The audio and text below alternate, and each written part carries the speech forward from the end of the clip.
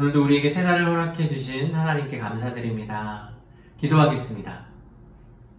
사랑과 은혜가 풍성하신 하나님 아버지, 이 아침에도 저희들을 주님의 말씀 앞으로 불러주신 은혜 감사드립니다.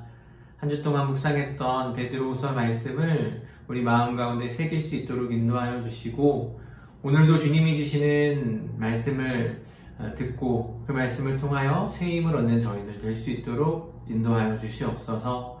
감사드리며 예수님의 이름으로 기도드립니다. 아멘.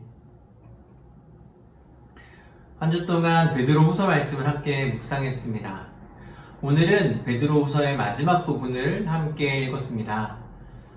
예수님의 제자들과 초대교회 성도들은 그들의 시대에 그들이 살아있는 동안에 예수님께서 다시 돌아오실 것이라는 기대를 가지고 있었습니다.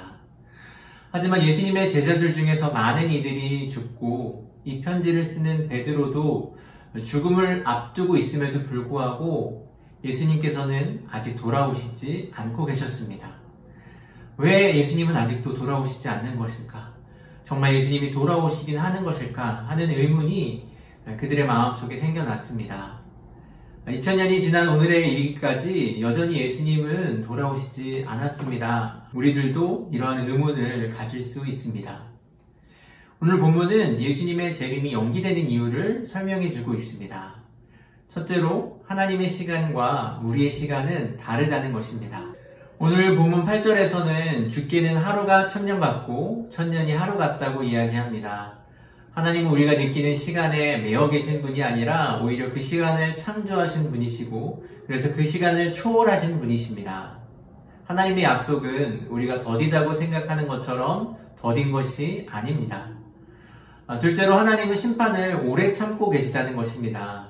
주님은 당장이라도 다시 돌아오셔서 모든 것을 심판하실 수 있지만, 사랑이 많으신 주님은 아무도 멸망하지 않고 모두 회개하길 원하셔서 재림을, 그 마지막 심판을 계속 연기하고 계시다는 것입니다.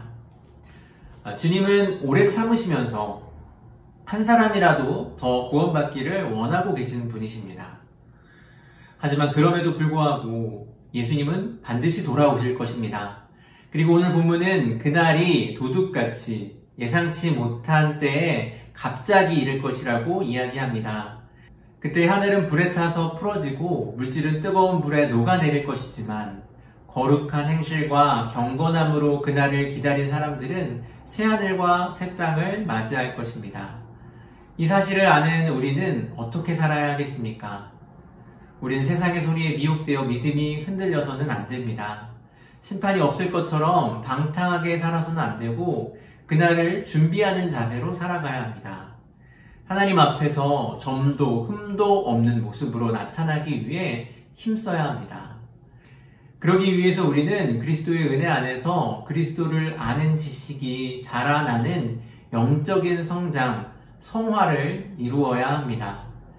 예수님의 재림의 약속은 하나님의 시간에 반드시 이루어질 것을 믿으며 날마다 성화를 이루는 저와 여러분 되실 수 있기를 주님의 이름으로 간절히 소원합니다. 기도하겠습니다.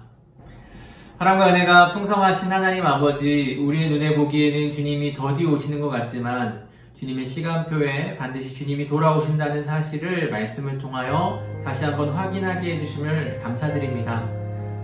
예수님께서 돌아오신다는 믿음을 가지고 우리가 그날을 날마다 준비하며 살아갈 수 있도록 인도하여 주시옵소서. 날마다 주님께 가까이 나아가고 주님을 더 알아감을 통하여 주님을 만나는 그날에 주님 앞에서 점도 흠도 없는 자들로 설 수 있도록 인도하여 주시옵소서. 감사드리며 예수님의 이름으로 기도드립니다. 아멘.